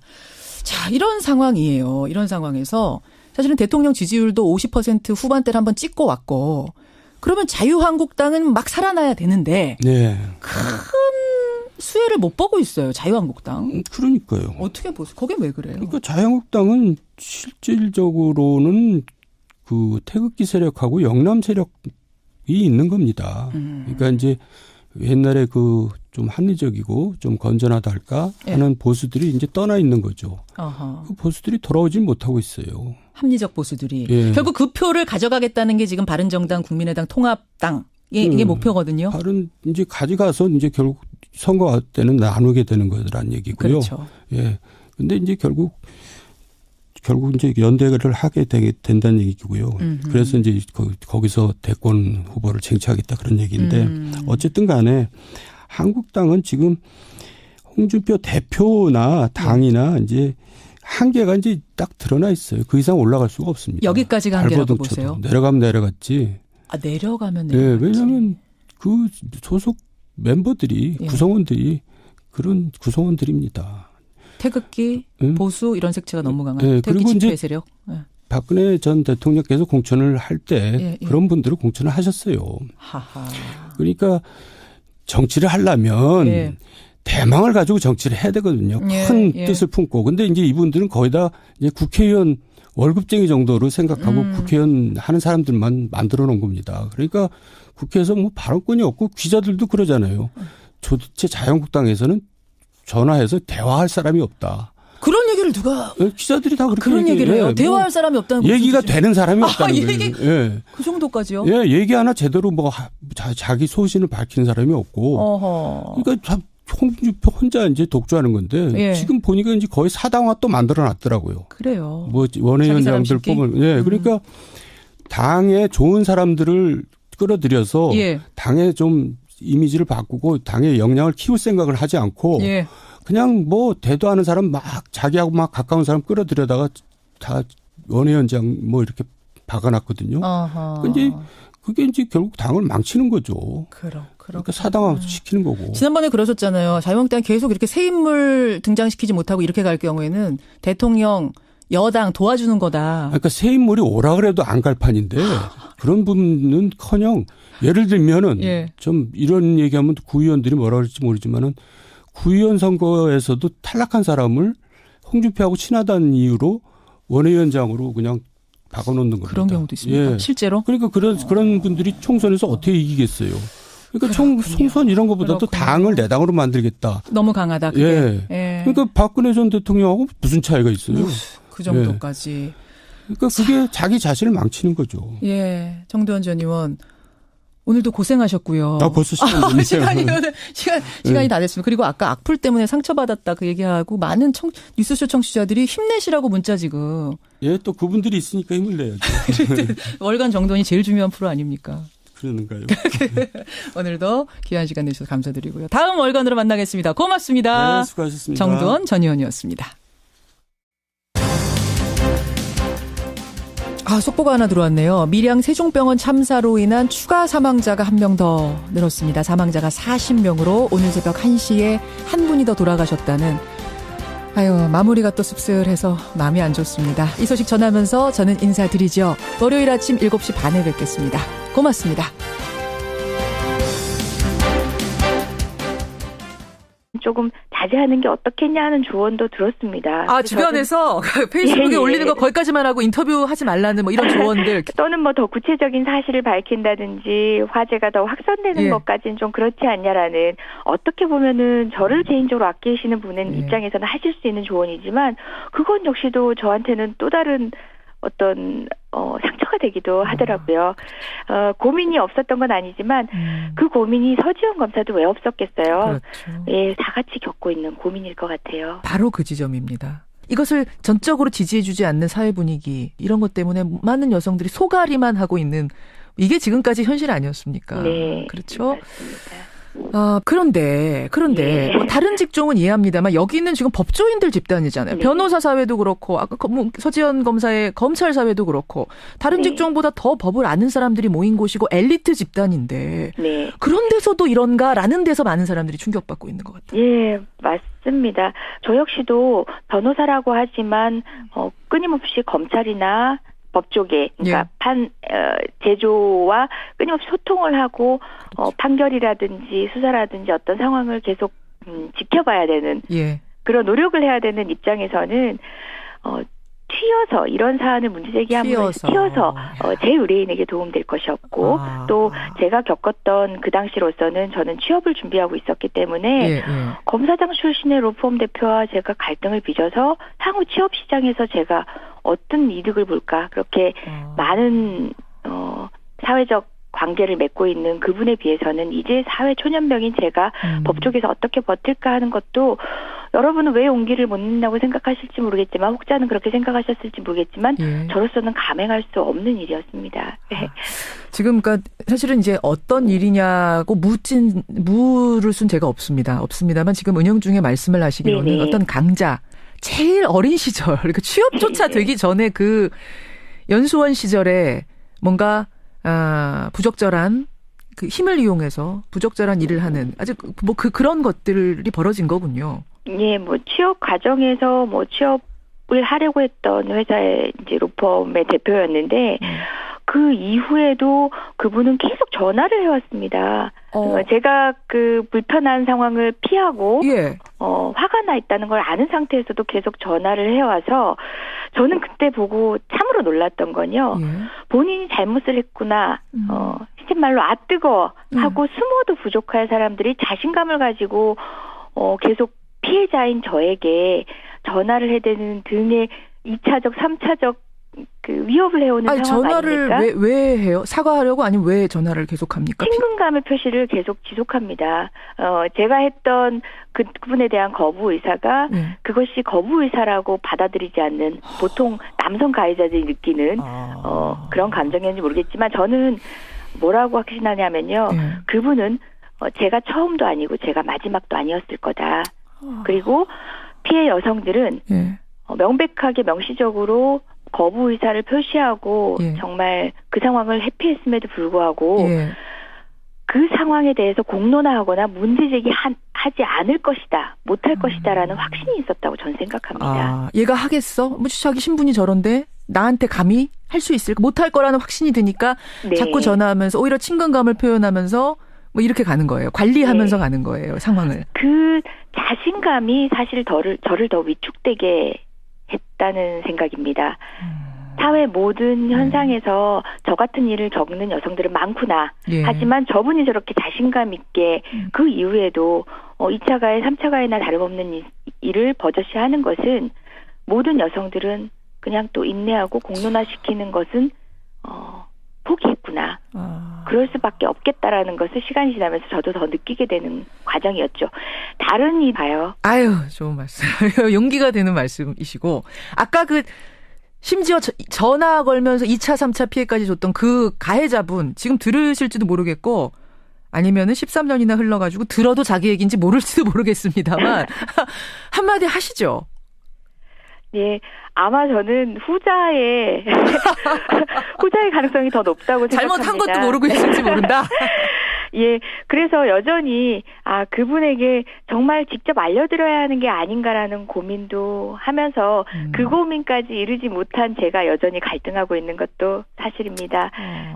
지금도 그러니까 지금 그분께 지금이라도 좀 알려야 되지 않나라는 생각을 지금도 하신다고요? 그분은 지금도 누군가에게 가해자가 되고 계시면서도 본인은 가해를 한다고 생각 못하고 계시지 않을까. 저는 분명히 확신하거든요. 저는 처음도 아니고 제가 마지막도 아닐 것이다.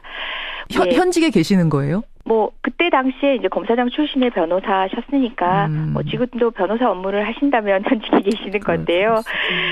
여튼 지금도 스스로 가해자인지 모르는 우리 가해자분들께 정말 말씀드리겠습니다. 오늘 본인의 행동을 하나하나 살펴 더듬어 보시기 바랍니다.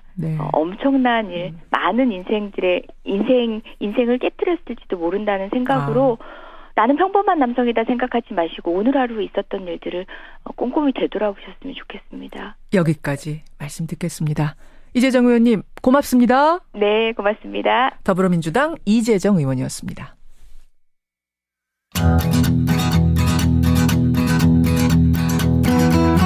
김현정의 뉴스쇼는 청취자 여러분의 참여로 이루어집니다. 트위터, 페이스북, 레인보우 게시판, 그리고 단문 50원, 장문 100원의 유료 문자 샵 1212, 우물정 1212 통해 참여하실 수 있습니다. 김현정의 뉴스쇼, 여러분과 함께 만듭니다.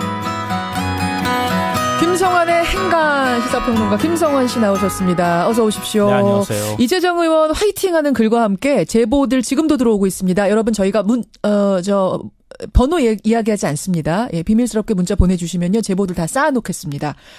그리고 행간 가죠. 뭐 가지고 오셨어요? 시간이 없어서 너무 마음이 급합니다. 제보도 받아야겠고 행간도 해야겠고. 재작년 4.13 총선 기억하시죠? 당시 새누리당에서 진박공천으로 굉장히 시끄러웠잖아요. 왜 뭐 진박 간별사까지 등장하고 했었죠. 그랬었죠. 진짜 친박이 누구냐? 네. 이 검찰 수사로 이 배후에 청와대 박근혜 대통령이 있었다는 사실이 드러났습니다. 진박공천 지휘한 박근혜 전 대통령. 이 뉴스의 행간을 좀 살펴볼까 합니다. 그러니까요. 김정은 기자 아까 소개해줬어요. 박근혜 전 대통령의 혐의가 하나 더 추가된 거잖아요. 네. 지금 21개로 늘어났습니다. 여기에 현인마을 뉴스테이 사업이랑 뭐 세월호 보고시간 조작 이런 것들도 지금 수사 순상에 올랐기 때문에 앞으로 몇 개가 더 혐의가 늘어날지는 모릅니다. 이번에 추가된 혐의 내용을 한마디로 정리를 하면 청와대의 진박공천 프로젝트입니다. 이게 20대 총선을 앞두고 벌어진 일이란 거죠? 네, 그렇죠. 그러니까 서울 강남과 대구 등 새누리당 텃밭 지역 80여 곳에서 120회가량의 불법 여론조사가 있었다고 하는 거고요. 여기에 이제 청와대 예산을 불법 전용하고 그다음에 국정원 특수활동비까지 동원해서 12억 원을 투입을 했다고 합니다. 그리고 박근혜 전 대통령, 이게 제일 진짜 중요한 건데요. 비박 컷오프 친박 단수 공천을 직접 지시한 정황이 확인됐습니다. 대통령의 신분으로 있을 때. 네. 그렇죠. 당에 대해서 누구 공천해라 말아라, 누구 컷오프해라 이걸 다 지시했다는 그동안에 겁니다. 안 했다고 그랬잖아요. 그렇죠. 근데 이번에 확인됐다는 거예요. 20대 총선 진박 공천에 개입한 어떻게 보면 진두지휘한 박근혜의 청와대. 이 뉴스의 행간 이면 들어갑니다. 찍히면 죽는다. 뜬 소문은 아니었다. 이게 첫 번째 행간입니다. 무슨 말씀? 이 박근혜 전 대통령을 상징하는 단어가 있잖아요. 레이저 눈빛. 이거 한번 맞으면 그냥 죽는다고 하는데 예. 뭐 풀어서 말씀드리면 정치 생명 끝난다는 거예요. 그렇죠. 그러니까 박근혜 대통령의 배신의 정치 운운할 때 이미 찍힌 인물 있죠. 유승민 대표. 예. 유승민 대표하고 들의 문제에 대해서는 누구 못지않게 용감하게 나섰다라고 생각하는 이재정 변호사였지만 대문제에서만큼 저의 피해자성을 드러내고 이 문제를 부딪혀 싸우기에는 제가 겪어야 될, 개인이 겪어야 될 여러 가지 불이익들은 저는 너무 생생하게 상상이 돼서 사실 감행하지 못했습니다. 그 점이 오히려 저한테는 더 큰 아쉬움과 상처로 또 남기도 했었거든요. 예. 왜 내가 더 강하게 그 자리에서 아니라고 얘기 못했을까? 왜 그 자리를 회피할 수는 없었을까? 등등 여러 가지 저에 대한 책망이나 아쉬움들이 오랫동안 좀 지배하고 있었던 것 같아요. 그것은 지금 이 문제를 약소하게나마 소박하게나마 공개하고 난 이 한 이틀간에도 끊임없이 하고 있는 갈등이기도 합니다. 이재정 의원님. 네. 정말 큰 박수를 보내드리고 싶습니다. 진심으로. 네. 이 용기가 저는 얼마나 대단한 건지를 느껴져요.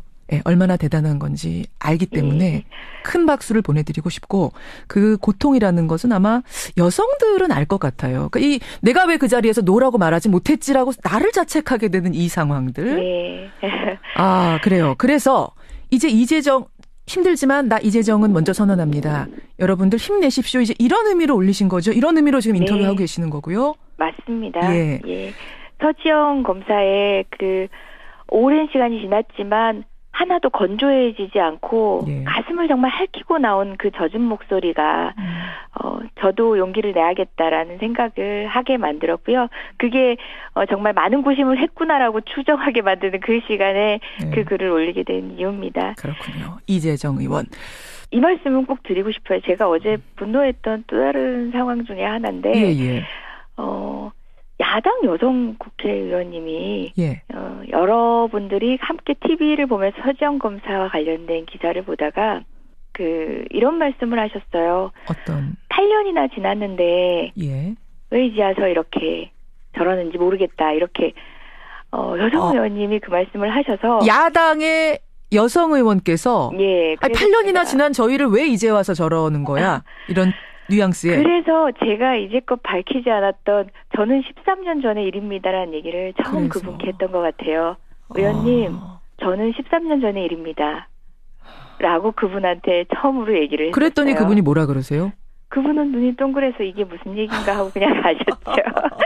아마 제가 미투 공개한지도 몰랐던 것 같으신데요. 방송을 들으시거나 하시게 되면 본인도 놀라서 책임감을 느끼실 거라고 저는 생각합니다. 이 정도로 하겠습니다. 여성 안에서도 좀 이런 인식이 있을 정도니 이 미투하고 미투하고 손을 드는 게 얼마나 힘든 일인지 여러분 아마 짐작이 되실 겁니다. 그래서요. 서지영 검사 인터뷰 이후로 저희 뉴스쇼 앞으로 수많은 제보들이 들어오고 있습니다. 청취자들의 제보죠. 그분들의 목소리를 그래서 저희가 좀 담아내야겠다는 생각을 하게 된 겁니다. 익명을 원하시면 여러분 저희가 익명으로 보내드릴 수도 있고요. 음성 변조를 원하시는 분은 음성 변조도 해드릴 생각입니다. 다만 유명한 분이 아니더라도 우리 주변 각계각층에서 나도 미투라고 외치고 싶은 그분들 제보 주십시오. 저희가 마이크를 열어놓겠습니다. 일회성 이벤트가 아니라 지속적으로 우리 사회가 변할 때까지 이 일을 좀 해나가고 싶습니다. 그분들께 용기 내라고 한마디 좀 해주세요. 이 의원님. 네. 어떤 기사에서 봤는데요. 서지연 검사님의 몫은 이제 역할은 보도하셨다. 이제 우리가 하겠다라고 이야기하거든요. 여러분들이 용기 내시면 남은 것들은 우리 김현정 앵커님, 진행자님 그리고 또 저 역시 국회에서 마찬가지고요. 우리 모두가 다 함께 책임지겠습니다. 함께 힘내고 용기 내봐. 강릉에 560석, 서울 500석의 일반석이 대상인데 온라인 인터파크를 통해서 신청할 수 있거든요. 중요한 거는 공짜라는 점입니다. 아 그래요? 공짜인데 인터파크를 통해서 금방 매진되겠는데요. 여기까지 보죠. 김정은 기자 수고하셨습니다. 네. 서지연 검사의 과거 성추행 피해 폭로가 정치권을 강타하고 있습니다. 서 검사의 고백은 수많은 여성들에게 위로와 격려, 용기를 가져왔다. 서지현 검사의 성추행 피해 사실 고백 이후 한국판 미투 운동이 빠르게 확산되고 있습니다. 서지현 검사 옆에 서려고 몇 번을 썼다 지우고 여전히 망설이고 있다. 변호사였을 때도 못했던 일, 국회의원이면서도 망설이는 일. 그러나 미투 그리고 with you. 예, 더불어민주당 이재정 의원이 페이스북에 올린 글입니다. 서지현 검사의 성추행 피해 고백 이후에 여기저기서 본물 터지듯이 나도 당했다, 나도 피해자다 이런 미투 목소리가 터져나오고 있죠. 저희 김현정의 뉴스쇼에서도 이 미투 운동에 동참하려고 합니다. 한 사람의 용기로 시작된 이 캠페인이 그저 반짝하고 끝나는 그런 일회성 이벤트 아니고 성폭력 피해자가 더 이상 숨지 않고 당당하게 살아가는 그런 사회를 만드는 계기가 되기를 바라면서요. 저희가 미투 운동을 이어갈 텐데요. 오늘 그 첫 시간입니다. 첫 단추 끼워주실 분은 공인으로서는 가장 먼저 이 미투 지지 선언을 하신 분이 되겠습니다. 서지현 검사의 인터뷰 이후로 말이죠. 더불어민주당 이재정 의원 연결을 해보죠. 이 의원님 안녕하세요. 네, 안녕하세요. 이재정입니다. 바쁘시죠? 연락 너무 많이 받으시죠? 예, 약간은 당황을 했었거든요. 당황을? 취재 요청이 오는 과정에서. 예. 결심을 하고 한 일임에도 불구하고 조금 당황스럽고 불편했던 일이 있었어요. 그 점을 먼저 지적해드리고 싶어요. 예. 물론 이제 동참하기 위해서 한 일이고 이 글이 모든 구체적인 사실을 다 담진 않았지만 저는 결단한 거고 분명히 내용을 밝힌 것인데 저한테는 굉장히 상처가 됐던 말들이 있어요. 언제 어떤 방식으로 당했느냐. 그렇죠. 의원님도 당했느냐. 표현 자체들이 대답을 선택하기 어려웠던 그런 불편했던 시간들이 좀 있었어요. 말하자면 당하셨어요? 센 겁니까? 그렇죠. 약한 겁니까? 맞습니다. 어마어마한 겁니까? 일상적인 겁니까? 그래서 이분들이 뭘 원하시나. 그 서지현 검사도 이야기했다시피 그날의 그 사건 당시에 그런 사실관계보다는 이후에 왜 이렇게 긴 시간 동안 말할 수 없었고 이제 와서 용기를 냈는지 그 부분에 대해서 관심을 가져주시는 게 맞는데 정말 미투가 그 취지대로 온전히 우리 사회에서 이어질 수 있도록 하기 위해서는 우리 모두의 관심이 이례적인 호기심에 머물지 않아야 된다는 점을 다시 한번 부탁드리고 싶습니다. 맞습니다. 페이스북에 이 글을 올릴까 말까 한참 고민하고 쓰셨다고 말씀하셨는데 제가 이해가 되는 게 페북 올리신 시간 보니까 새벽 2시 37분이에요. 예. 상당한 고민이 묻어있구나라는 생각을 저도 이 시간 보면서 했는데 왜 망설이고 왜 고민을 하셨는가 이 대답이 아마 서지현 검사가 8년 고민한 것 그 대답과 같은 대답일 것 같은데 어떠셨어요? 예, 비슷한 상황에서 충분히 공감이 되는 부분들이 있는데요.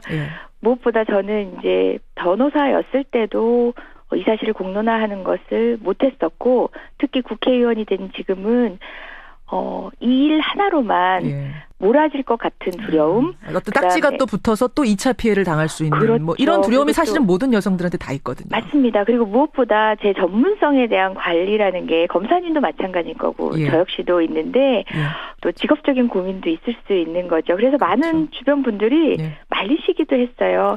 이제 됐다. 그 정도 됐다. 혹시나 더 구체적인 얘기를 하거나 공론화하는 것은 김현정의 뉴스 쇼.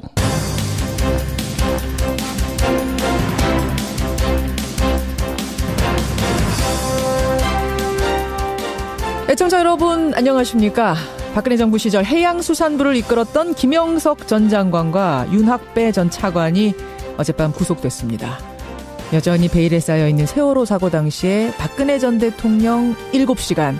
이 7시간을 조사하지 못하게 하려고 세월호 특조위 활동을 조직적으로 방해한 혐의를 받고 있는 건데요. 검찰은 이제 청와대가 직접 지시를 하고 개입을 했는지 그 여부를 들여다보게 됩니다. 이미 21개의 혐의로 재판받고 있는 박 전 대통령. 언제쯤 진실이 명명백백히 드러날까요?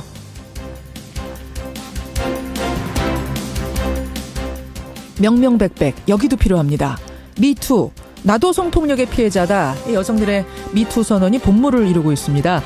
저희 뉴스쇼도요. 이 미투 운동에 힘을 실기 위해서 지금 기획 시리즈를 준비하고 있는데요. 오늘 첫 순서로 여성 정치인 가운데 최초로 미투 선언에 나선 분이죠. 민주당 이재정 의원 연결을 해보죠. 김현정의 뉴스쇼 출발합니다.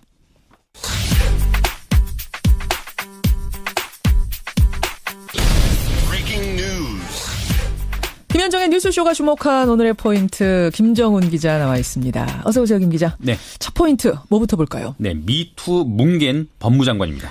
그러니까 서지현 검사의 성추행 피해도 피해지만 검찰이 이 사실을 알고도 덮었다. 이 논란이 지금 커지고 있습니다. 그러니까 서 검사가 피해 사실을 폭로하기 전에 박상기 법무장관에게 이메일로 면담을 요청했다는 것이죠. 현 법무장관한테. 네. 예. 또 실제 검찰 간부와도 만났지만 법무부는 별다른 조치를 취하지 않았던 것으로 드러났습니다. 안태근 전 검찰국장에게 성추행 피해를 당했다. 또 인사상 불이익까지 받았다. 이렇게 했지만 법무부와 검찰 조직은 사실상 이를 뭉갠 것이죠. 법무부 입장은 어떻습니까? 법무부는 서 검사가 사안을 얘기했을 뿐이다. 진상규명을 요구하진 않았다. 네. 또 당신은 성추행 사건이 친고죄인 만큼 적극적으로 나서는 데는 한계가 있었다. 이런 입장을 밝히고 있네요.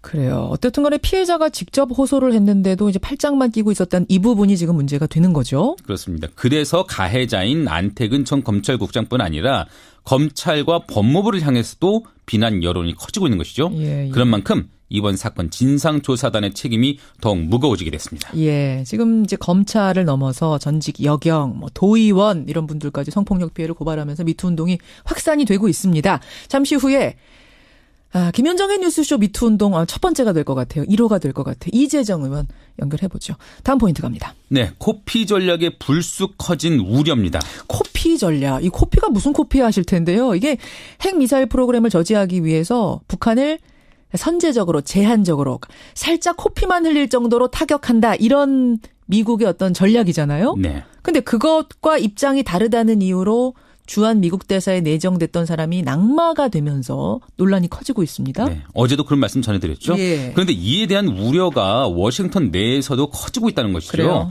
북한에 대한 군사 옵션이 이게 허언이 아니라 실제로 진지하게 검토되고 있는 거 아니냐 이런 우려입니다. 그렇죠. 미국 내 한반도 전문가들은 미국에도 필요치 않은 코피 전략을 백악관이 준비하고 있는 것이라면서 만약에 김정은이 반격하면 2차 세계대전 이후 미국의 가장 큰 재앙을 초래하는 충돌이 될 수 있다. 이런 경고까지 내놓고 있습니다. 그렇죠. 어쨌든 코피 전략에 반대한 빅터 차 내정자가 낙마한 가운데 예. 대북 강경론자 중에서 주한 미 대사가 발탁될 것이라는 예상이 늘면서 우려가 더욱 커지고 있네요. 마지막 포인트 삼지연 공연 하나만 볼까요? 네, 삼지연 공연 오늘 티켓팅인데요. 현송월 단장이 이끄는 삼지연 관현악단이 8일 강릉에서 예. 11일 서울에서 공연을 펼치거든요. 예. 오늘 정오부터 내일 정오까지 티켓을 신청할 수가 있습니다.